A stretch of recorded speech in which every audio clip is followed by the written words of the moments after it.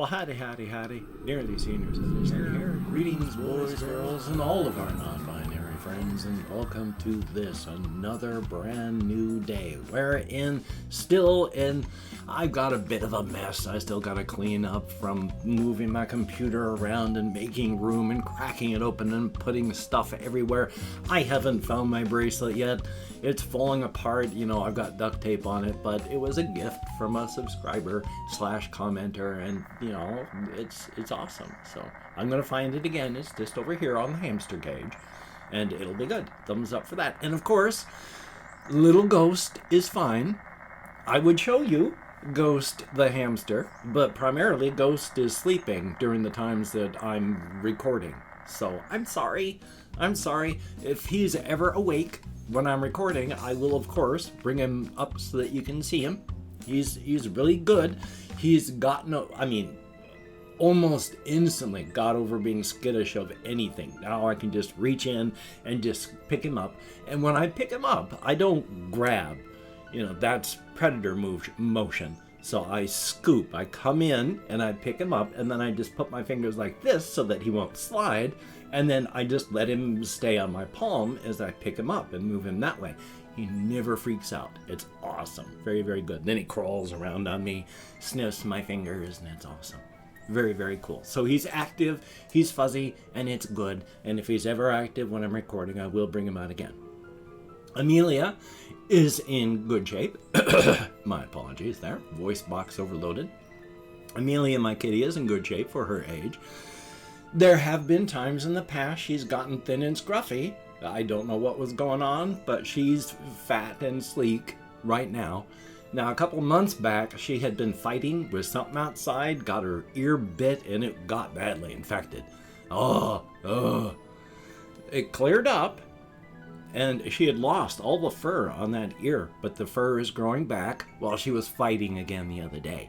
And she came in with a bit of damage on the other ear, but it's healing up really nicely. Yesterday, I was sitting here and looked down, and there was like a large mouse or small rat that she had brought in. The poor thing, it was just laying there. It was just wanting to leave, but I didn't want it here. So I gathered it up, took it outside in a box, put the box on its side so that if it happened to manage to survive, it could leave. But the last time I saw it, it was still laying on its side. It had moved into a more comfortable position for itself, but poor little thing. I felt so sad. I wanted to cry for the poor little thing. But that's just the way it is. Life is life. Nature is red in tooth and claw, and as much as I like my kitty cat, love her to death, cats are a horrific blight on wildlife. I mean, they just wipe out birds and small animals, and it's not good. You really should keep your cat as an inside cat. The only reason I don't is she's been an outside cat, inside-outside cat for so long, it would cause her mental distress. And then she would cause me mental distress because she would want to go outside. So, life is life. But that's the way it is. So she's doing well. She's fat and sassy. And Ghost is fat and sassy. Now, spiders downstairs, I don't have any spiders downstairs in the bathroom that I can see. Spiders are everywhere. And there have been plenty of times, like I thought the last time I had taken a shower. Was it the last time? The last time I had taken a shower, I thought I had moved all of the gangly leg spiders out of the bathroom. I did my best to just get them moved out because I don't like to kill things. But I looked all around, no spiders, started my shower, did some stuff, got stuff off my face so I could see, so I could open up my eyes without getting soap.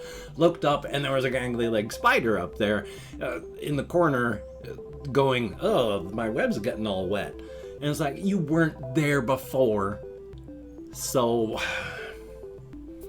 you can only do what you can do. but I don't have any that I can see down there. Now up here, I've got gangly leg spiders in just about every corner. And sometimes there's like, it's either spider aggression or spider amorousness. You can never tell. And then when I got into the closet the other day, back there's gangly leg spiders inside of there too. So, yay. Yeah, there's a lot of webs. I've been cleaning up a lot of webs, and I need to get my vacuum cleaner in here and just suck up all the webs from all the corners, because I got a lot of webs in the corners. I mean, spiders are good to have. They eat bugs. And since I have my windows over there open 24/7, 365, there's a lot of bugs that come in. I need a way for the things to help go away. And so I don't mind spiders. I mean, even when I was arachnophobic, and I am 99% arachnophobia free now, but even when I was arachnophobic, I didn't mind if they were far enough away from me. In some cases, I'm stubborn enough that I never wanted to let my phobias and fears rule me. I mean, all my life, well, especially back before the year 2000, back when I was an active alcoholic, when I lived in this ancient house in Bellingham, Washington. I lived there for 10 years as an active alcoholic, crashed and burned there, so yay. But what I would do is I would get really hammered and then go down into the basement. And the basement was just open beams on the walls and the ceiling and dirt and just stacks of stuff. And I never went very far into it because it was just nasty down there. And there was dirt piled up against the walls, foundations and such, as the basement was dug into the dirt, so. But I would go down there just because there were spiders everywhere, and I was not going to let my arachnophobia rule me. So I've always been stubborn that way. So arachnophobia, I've had it, but I tried not to let it bother me too much. And then a couple of years back, suddenly my arachnophobia just went like that. I still have that primitive fear of creepy crawlies. You know, our ancestors had that because if they didn't, they got bit and then they didn't have any children anymore because they weren't with the rest of the tribes. So we have a well-deserved fear of creepy crawlies. I have that. But I don't have a special fear of spiders anymore, and that's good. Some of the things I do want to talk about, now that I've gone through 8 minutes of talking about that sort of thing. Thank you very much for watching. It is greatly appreciated. I know. I'm just an older guy, a nobody, and I'm not a celebrity. I don't have any great thing I can point to in my life and go, this is what I'm famous for. No, I'm just a guy who's been trying to recover from being an active alcoholic most of his life, with problems in childhood, very nasty manners, I've mentioned that before, and then building up with my alcoholism through my life, and then having my wife die. I mean, it's been horrific. And I've been doing my best to recover, and thank you so much, each and every one of you who watches my videos on this journey of exploration. I have recovered so much. I am not the person I was even last year, which is so much further along than even 6 years ago. So yay, and thank you very much. But also, pointing over at the topics list, because I had written down the first couple days, well, first couple months of being properly, since starting ADHD meds, even though I was having subtherapeutic dosing, now that I have a full understanding of the medication and how it affects me as a tool, and it doesn't affect me like other people who don't have ADHD. As a quick reminder, if you don't have ADHD and you take ADHD meds, they are stimulants. They are just a few molecules away from being speed, street stuff. but they're not street stuff and they're carefully regulated. And if you don't have ADHD or you just have mild ADHD, it's going to overwhelm you. You're going to charge up your central nervous system, and you're going to be revved up, and things are going to be really fast, and your heartbeat's going to go up, and your blood pressure is going to go up because your whole central nervous system is fired up and running faster. But if you have ADHD like I do, that thing just pops into a nice little hole that is shaped and sized perfectly for that tool, and it just fires up those parts of your brain that don't work without it. In my case, my pulse actually stays the same or goes down a little bit. My blood pressure is up because I've gained weight. It does put it up a little tiny bit, but that's it. Past that, all I feel is I can think, concentrate, focus, I can remember things, and it slows the day down, because without it, every time I turn around, everything is zooming. With it, a day lasts a day. And oh my gosh, a day lasting a day is amazing. 16 hours is actually 16 hours instead of just blink, blink, blink. Oh, it's time to go to bed? Well, there goes a day. So there's the difference right there. It doesn't charge me up, it just makes me work normally. So I function normally.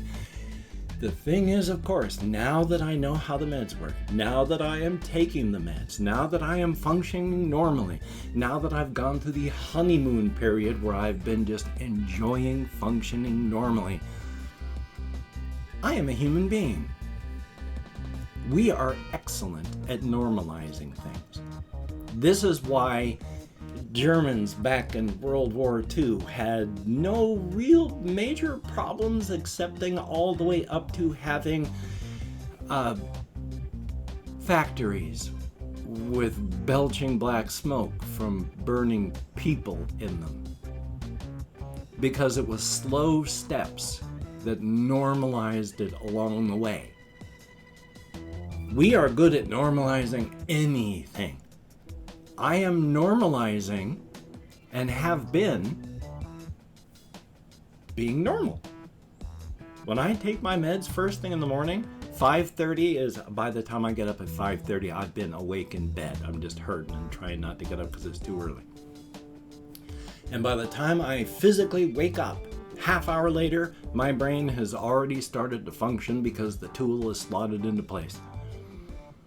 And it is nice. But again, it's being just normalized, where this is me at just baseline normal. So I've got to work on making sure I do things with it. Now, I'm not going to worry too much about weekends. Weekends are relaxed time, but yeah. So I've got to work to do things, but it is so nice to be normal. There is one small downside to this. Ever since I've started taking the meds, especially since I bumped my thing up to taking 60 milligrams a day, I've gotten headaches easily and a lot. Now, I used to get them bad. I would get a headache every single day when starting this stuff. Now, I always have not exactly a headache, but just below the level of pain. Like if your level of pain is, 1,000 units before it hurts. This takes it up to 999 and then just goes whap and stops. So it's always right there, just underneath hurting, letting me know that at any time it wants to, it's going to come in and whammo. So I've always got something lurking. I have normalized taking ibuprofen, small amounts of it during the day to deal with that. Now, I have a blood pressure cuff to make sure my blood pressure is okay. Again, I say it's a little higher. It's like 130/80 something. That's not bad. That's also not enough to give me a headache. I also think it's because I tend to pull a lot of my stress up into my shoulders and my neck, and that really tightens up here, and that stress and tension headache. So it could be that. But it's always waiting, and there have been a few times like I've been sitting here doing things and I have felt my heart change its beat pattern, which your heart does, change its rhythm all the time. And then every beat of my heart feels like a knife in my head. And that lasts for like 10-15 minutes, and then it'll fade back into a normal headache or just fade back down into nothingness as the rhythm changes again. I don't know why it does that, but oh boy is that painful. Did I mean to talk about just ADHD meds and such this entire time? No, I didn't have a ton of stuff written down over there, but I wanted to talk about what I have hopes for on a series for my cosmic horror stuff. I wanted to talk about strategy, tactics, and how I've been playing the real-time tactics game of Creeper World 4. There's a Goldilocks story I wanted to talk about, and RPGs and evil. I got a ton of stuff that I want to just talk about, but, well, I wasted it all. I didn't waste anything. I used it all talking about ADHD meds. Thank you very much for coming along with me on this journey of exploration. I am treading in new territory, and I do not know what to expect. I have never been normal in my life, and now at 58 and a half, I am. I'm treading in new territory. I don't know where I'm going. I don't know who I am. Thank you very much for coming along with me on this journey of exploration. And I've opened up 24 hours worth of comments in my community tab, and I'm going to go through and thank 20 to 25 people for having left me a comment. I'm not reading the comments right now. I'm going to read them afterward. Thumbs up each one. I do answer as many as I can, or as many as my executive dysfunction will allow. That's gotten a lot better. But I'm not reading them on screen right now.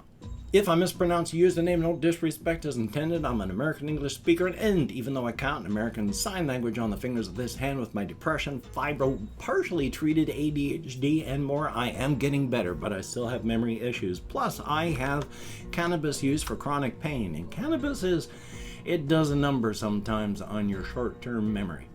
So we have Robin 1983. Good to see you in the comments, my friend. Thumbs up and thank you. Denial. Very odd comment, but that's okay. Thumbs up, but thank you. Flora Mew. Good to see you in the comments. Thank you very much. Ichimatsuko. I have no idea where the accent would be for a name like that, but I tried. Thank you very, very much. Kitty Spooks with a 0 instead of just an O. Thumbs up and thank you. Ricky Bettini. Thumbs up.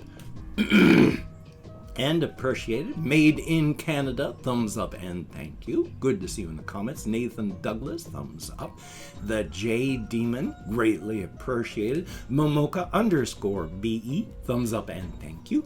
Canal X, thumbs up and thank you. DVR03, thank you very much. Good to see you in the comments. You Snerd, with a whole bunch of very good comments and advice, thumbs up and thank you.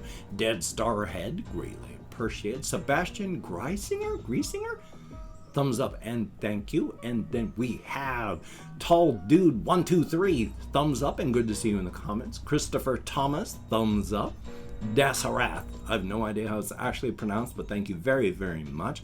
And Kapaki, always good to see you in the comments. We have Daniel Thorsteinson, I hope I pronounced that properly. Thank you. Snipes McFreely, greatly appreciated. Johnny K, greatly appreciated. And we have Potatotron. Good to see you in the comments.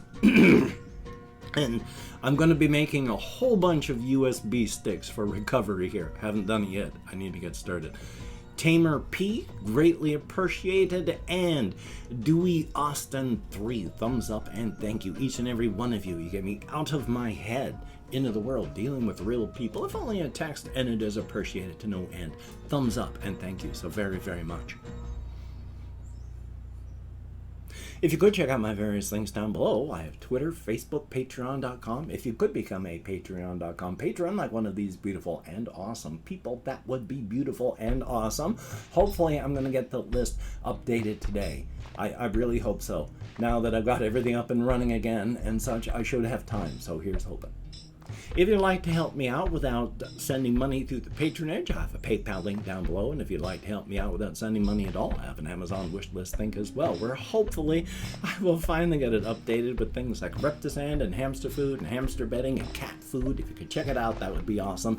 Do not feel obligated. I do not feel entitled. And if you cannot donate, or you simply do not donate, I take all good wishes and I deposit them in the bank of my heart, where I draw interest. So thank you very, very much. And if you could toss me a like, I appreciate appreciate all the positive validation I get from my existence. Definite thumbs up, and of course, if you could hit the notification bell on the subscription button, that would be very, very cool. A definite thumbs up indeed. Well, good golly, Miss Molly, I've got stuff that I have to do today. Hopefully you have stuff you have to do today. And if you don't, well, that's okay. Enjoy the day. Definitely a thumbs up. But until this is all over, this worldwide pandemic, if you have to go out, please wear a mask. It's just common courtesy, and it really cuts down on things like catching colds, catching the flu, catching other bugs. I have been healthier this past year than I've ever been before. So wear a mask, wash your hands, try not to touch your face, maintain your social distancing. If you can, get a vaccination. But past that, we can get through this. Some places are still fighting because it's burning. Some places we're still struggling with ignorance and anti-science, but we can get through this. So, you take care. Have a great day today. I will see you on the flip side, and that is a definite thumbs up. So not quite sure that I can do it exactly,